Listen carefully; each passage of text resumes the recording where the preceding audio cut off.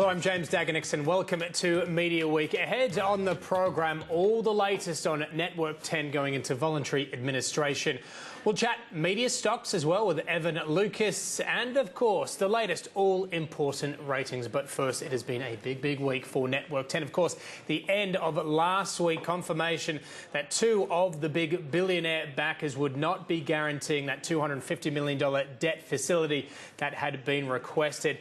Set off a chain of events that saw Network 10 earlier this week place itself into voluntary administration. Mentha, the administrators taking charge now. Well, for more, Scott Murdoch from The Australian has been following the story. He joins me now. And Scott, just to start with, once we saw those two billionaire backers decide not to back the debt facility, was this always the most likely outcome? James, I think it definitely was the case because we know, as you said, last Friday, Lachlan Murdoch and Bruce Gordon said they won't be participating in it. James Packer, seemingly, is going to be writing a cheque and effectively walking away. So we knew this was the best step for the company to take. We know that Channel 10 is still operating as a going concern. It's business as usual. They'll be going through the administrative process now, and I think the question is what's going to come out at the end of it. And, you know, the likelihood around the case is that both Mr Gordon and Lachlan Murdoch could be looking at a potential rescue package for the network. Yeah, that's right. I mean, what have you made of that? Because, of course, we also found out earlier this week that they've essentially formed almost a partnership combining their holdings. Yeah, it is interesting. 22%. They were at pains yesterday when this filing came through to the ASX to say it's not a takeover. It's certainly not the precursor of any sorts of move because, of course, over 19.9%, usually a company does have to declare it. Now, it looks like they could be moving down that path. That's what a lot of people in the market are speculating because the question is what happens now, given that, you know, we know that free-to-air television is in the state that it is. There's got to have to be an outcome for Channel 10. It's not going to go away. So it looks like these two men could be putting together a package, and the details of that is what people are waiting to see. Because it's worth noting as well, isn't it? I mean, there is inherent value in 10, largely around that broadcast license. There's only 3 of them around 7, 9 and 10. So there is value there that somebody is going to be willing to pay up for. Yeah, that's the case, James. You've got to think, this is a brand that everybody knows. Now, companies go into administrations all the time, you know, but people don't really care. People don't know about most of them. But this is one of the most recognisable brands in Australia. Everybody knows Channel 10, whether you watch TV or not. So it is going to survive. It is, you know, the government is not going to let it go down. There's always talk about media in Australia is too concentrated already. Think about if you take one of them away. It's just not going to happen. So a rescue plan will be brought up in some, it's just what form that takes. What do you think about speculation there is private equity taking a bit of an interest as well? I saw that. There was talk that Anchorage this morning could be having a look at it. We heard last night that maybe Apollo's in there. I think in these kind of situations, that's always the fallback. Oh, private equity's going to come into it. But have a look at it. If you think through the process, why is Channel 10 going broke? I was going to say going broke. Why is it in the situation it is in at the moment? There's too much debt. People don't want to back that debt. What does private equity do? They love leveraging up companies, stripping out their costs. So I don't know. I can't see it really working that way. I'm probably going to be proven wrong. You know, private equity does like media. Of course, we're seeing Fairfax unfolding at the moment. It's one of those, the media sector in Australia, I think, is one of those things that people will be looking at around the world. Now, whether private equity does come through for Channel 10, it potentially could. Now that I've said it probably won't, it will. But I don't know. I see it difficult to be playing out that way. It comes at a very interesting time as well around the broader question of media reform. Believe, of course, the media reform package is put together by the Communications Minister entering Parliament today. He was speaking yesterday, suggesting that this is a watershed moment. What do you make of, I suppose, what, if any, impact what's happening with 10 is going to have on media reform?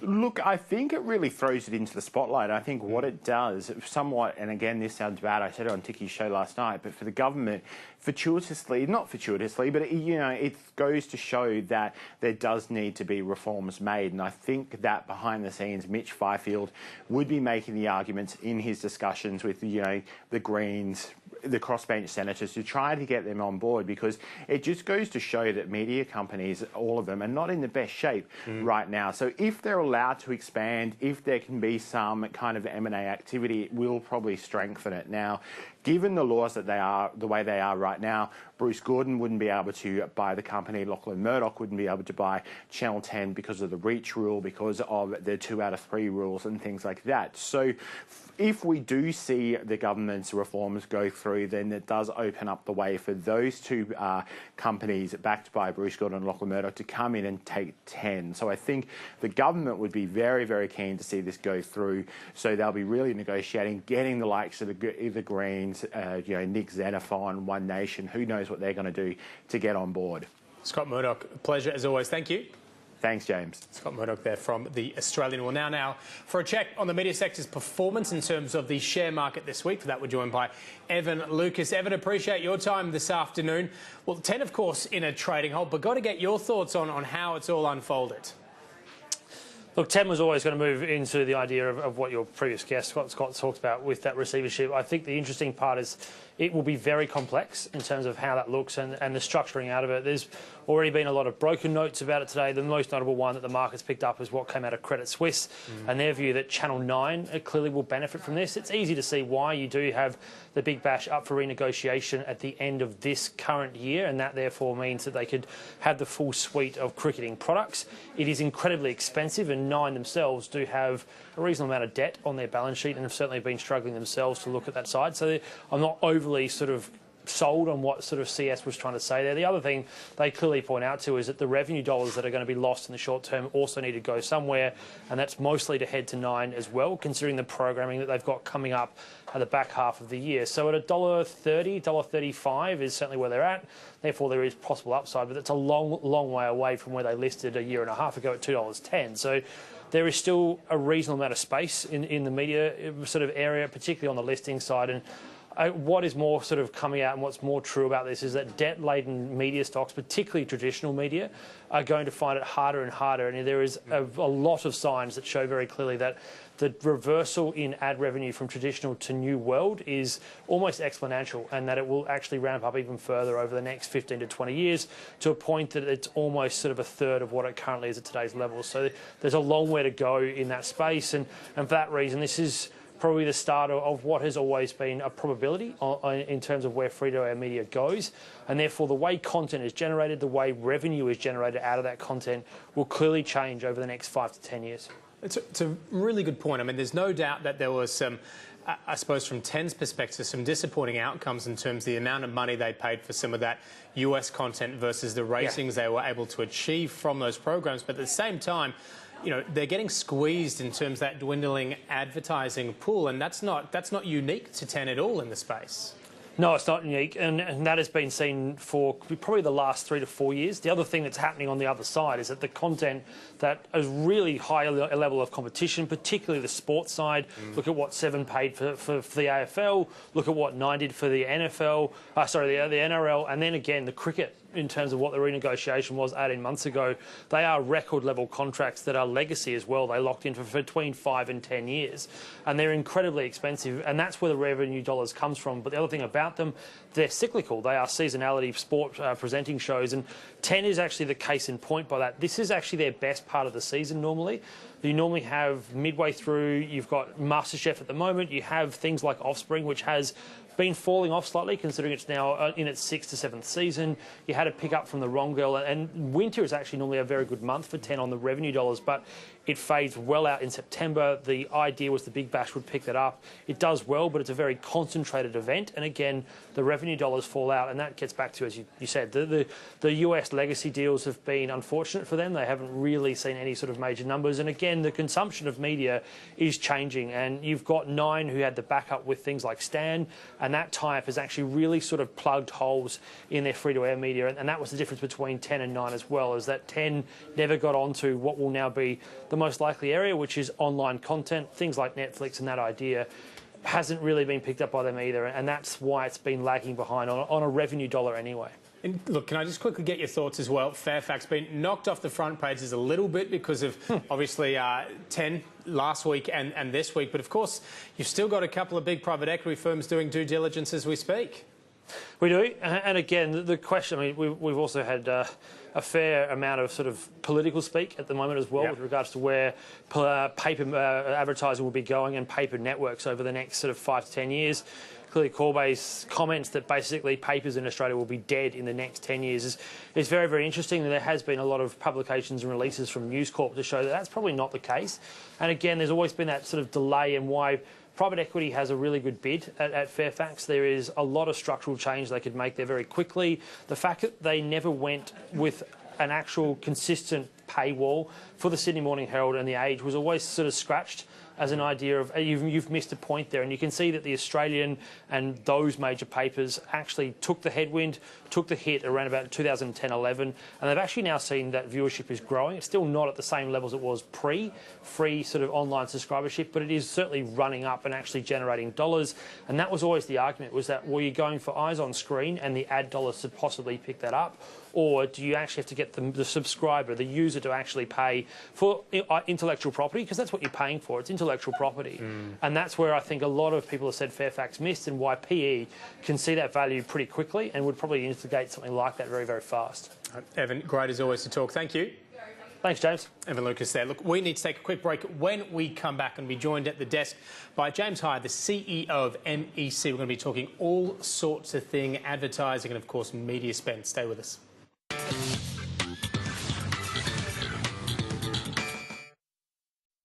Bedtime. Good night, Doris. The big banks want to get their hands on your super. And they're putting pressure on our federal politicians to let them in. Banks aren't super.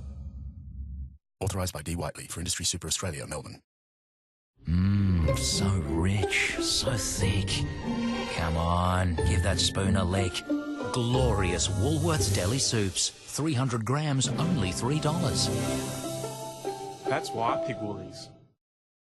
The SMSF 2017 Investment Expo and Summit is not to be missed for all self-directed investors. With the most significant changes to super in more than a decade coming soon, don't miss out. Discover the latest investment, advice and technology options. Meet Australia's leading super and investment experts. SMSF 2017, International Convention Centre, Sydney. Friday and Saturday, June 16 and 17. Pre-register now at smsf2017.com.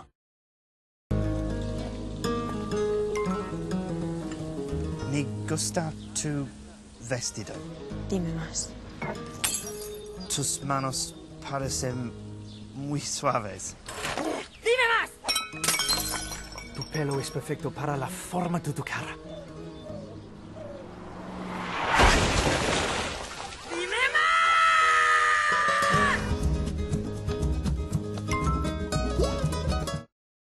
Buying the perfect property can be a real challenge. You can spend months looking around only for the home you find to be bought by someone else. That's why I founded property buyers agency Cohen Handler, to empower the buyer to own the home of their dreams. With hundreds of successful purchases, we take the stress and long hours out of trying to buy a new home by guiding, negotiating, and purchasing your property. Simply call Cohen Handler today and tell us what you want in a property, and let us show you everything that exists in the marketplace, based on your criteria, including location, price, and potential growth. Thanks to Cohen Handler, we were able to find the perfect home for our family to grow into. We met with Cohen Handler in late January, and by April we had purchased a property. There's nothing to lose. Save time and money.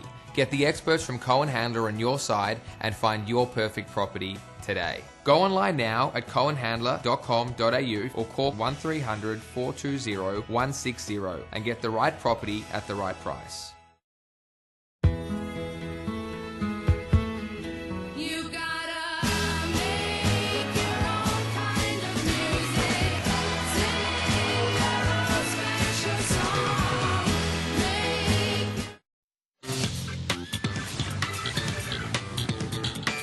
Welcome back to Media Week. Well, over the past few weeks, we've been featuring one of the biggest stakeholders in the media space, the media agencies. Well, MEC is one of the world's leading advertising media planning agencies. I'm pleased to say MEC CEO James Hier joins me in studio. James, appreciate your time today. Look, want to get your thoughts, obviously, on 10, one of the big stories of the week. But before we do, some rather big news, I should say, for MEC in the form of a merger. Talk us through it. Well, as I said, any other month that I've come on here, it would have been the more traditional type of news of wins and what's going on in the agency. But in the last couple of weeks, we've announced that we are going to merge globally. It's MEC with sister agency Maxis. And obviously the aggregation of capability, strength in our size of our data and our billings makes a company more competitive. It's something that you see throughout every vertical and something that we're very excited about, especially with the change in the dynamics in our category.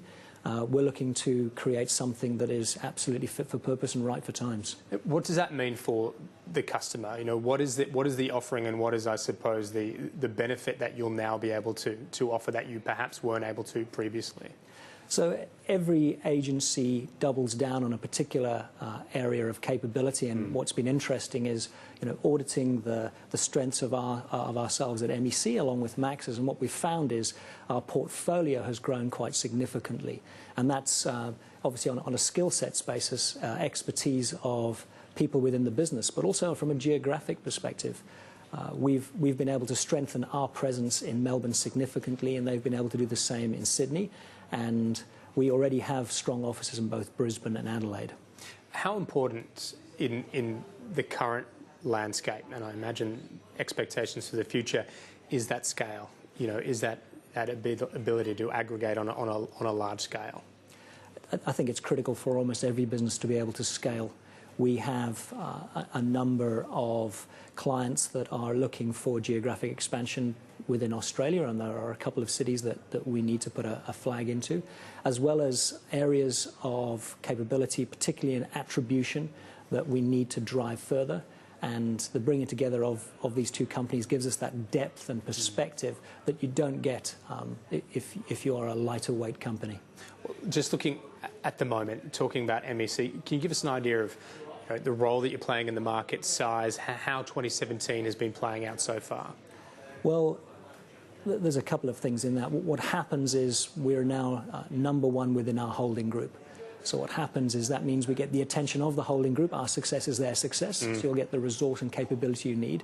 It also gets the attention of our partners in terms of the media owners. So for our clients, it's really important to know that we are a number one priority for the people that get their message to market.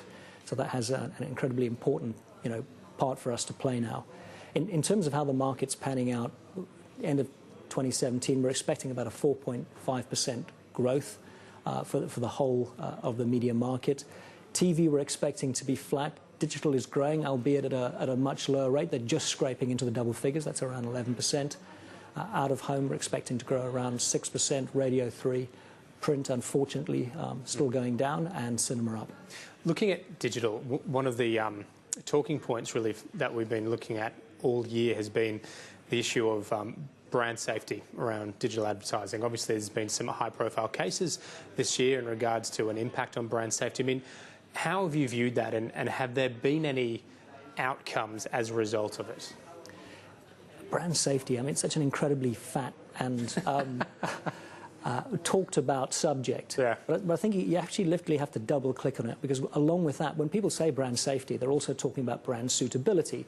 An environment for one brand is not the right environment for another. Brand transparency. Procter & Gamble have talked extensively about the murky world of programmatic and where that content and where that environment is coming from. There's brand viewability, the fact that the ad may not be seen at all. So there are a whole host of areas that people are talking about when they're talking about brand safety. I mean, the obvious and easiest one and the go-to that gets all the press headlines is when your brand unfortunately appears in content which most people would find repellent. And the question is that important? And it's not about the numbers that actually see it. It's when that content is broadcast, gets publicity. It's the reputational brand damage that is causing marketers to be extremely upset by it. And the nature of the environments they're going into, and obviously the two tech giants, YouTube and Facebook, means it's quite difficult to absolutely categorically guarantee that every one of your messages will be brand safe. All right, let's move on. We were discussing it in the first half. Obviously, 10, really keen to get your thoughts on what's unfolding with Channel 10 at the moment, Network 10. Speaking to Scott Murdoch and Eva Lucas before, and from a market sort of perspective, it certainly wasn't a big surprise after the outcome on Friday. From an advertising perspective, has this been speculated about for a while? I mean, was this seen as, you know, a real likely outcome for Network 10? I think if you followed the half-yearly results from 10, Paul Anderson called out clearly this is something that is likely to happen should they not get the guarantees for their debt. So as long as you could read the half-yearly report, you would know that this was likely to come. What about practical spend? I mean, have you been lessening spend to 10? Has it impacted 10? How does it rank in terms of television spend? So one of the things that 10 has done successfully is actually gain market share, albeit in a declining category. And that's as a result of a number of years ago they had a particularly unsuccessful year, and they've been climbing back from that. But they've got a very consistent content calendar. They have managed to get out into the marketplace. Their half-yearly results have called that out. And if I look at what the content calendar is for 2018, it has been locked down and it continues, we would say, to potentially grow that market share, but at least hold it. Can I ask, where does the balance of power lie when it comes to setting rates around advertising between, you know, the one doing the selling and one doing the buying? This is fiercely competitive, and it goes both ways. I mean, whilst television audiences are going down, there's no doubt about that, it hasn't changed demand. So marketers still know that television absolutely drives the outcomes that they're looking for. And so the television companies are still in a strong position to be able to negotiate with the TV traders. In terms of potential flow-on effects, Credit Suisse had an interesting note out earlier this week suggesting that 9 could be a big winner because of the issues and the change in the competitive landscape with 10. Would you agree? I mean, do you see this impacting one way or the other free-to-air broadcasters when it comes to advertising spend? I don't think it's good for anyone when a media owner, in this case Channel 10, goes into administration. But I would say that I'm not sure I agree with Credit Suisse on the money moving there quite so quickly. The viewers are still going to be watching. A lot of the deals have been locked down. The shares have been agreed on. So I'm not sure there's going to be that swift movement out of 10. What about some of the, I suppose, the other platforms that the broadcasters have when they take to market, you know, some of their secondary channels, digital channels? How are they viewed by the advertising market? So, first question, are they easy to transact? Absolutely. You know, the audiences are going there, albeit at a smaller scale. But one of the things that is a dilemma for us is the ability to be able to aggregate those audiences and actually know, is that incremental reach? Are they new people that we're reaching? And that's really what our marketers want to know. And so is it without that information, is it negatively impacting it? Do you think it's not as strong as it perhaps could be? It definitely doesn't help. Where it does help is, if we go back to brand safety. Is it premium content? Absolutely. Is the environment sound? You know, definitely. You're paying a premium for that, though. So it's a matter of, you know, what balance you have in terms of absolute efficiency versus your mitigating against that brand safety. Wanted to get your thoughts possibly just on a few other topics. Believe it or not, there's other things happening besides what's happening with Network 10 at the moment. 7, of course, earlier this week, understandably indicating that the joint venture with Yahoo, the Yahoo 7 online offering, continues, obviously in light of Verizon having bought Yahoo. I think it's for about $4.5 billion. Your thoughts around that?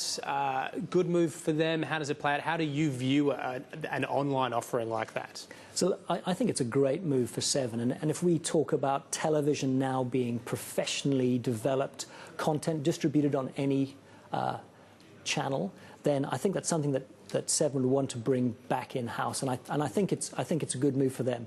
On the flip side, it's a great opportunity for Yahoo. They've got Verizon and AOL. They've got their content now, and they can start pushing that out on through their platform. So in this case, it's actually a bit of a win-win.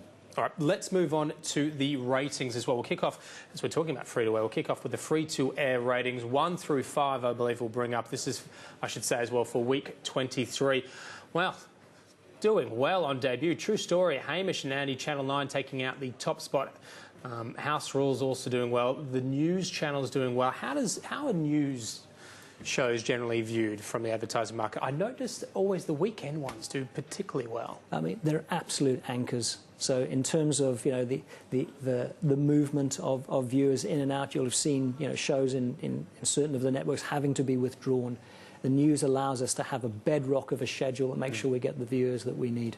All right, let's go to subscription television. Let's kick off with 1 to 5 in terms of sport. Always tends to dominate, and it's always pretty much a toss-up between the AFL. It is a constant pain of mine that the Union isn't getting up. I'd love to see the Waratahs there, but the AFL taking it out. Again, looking at a national market approach, AFL versus NRL. I mean, is it a big? We know they're big competitors in terms of the codes. Is it a similar story in terms of competing for the advertising dollar? So I think unless you're a sponsor, you're looking at audiences. Yep. And if they're able to aggregate the right audiences for you at the right cost, then you're absolutely going to be using both codes. All right, James, hi. An absolute pleasure to have you on. Thank you very much. Great to see you again, James. That is it for the program for this week. Thanks very much for watching.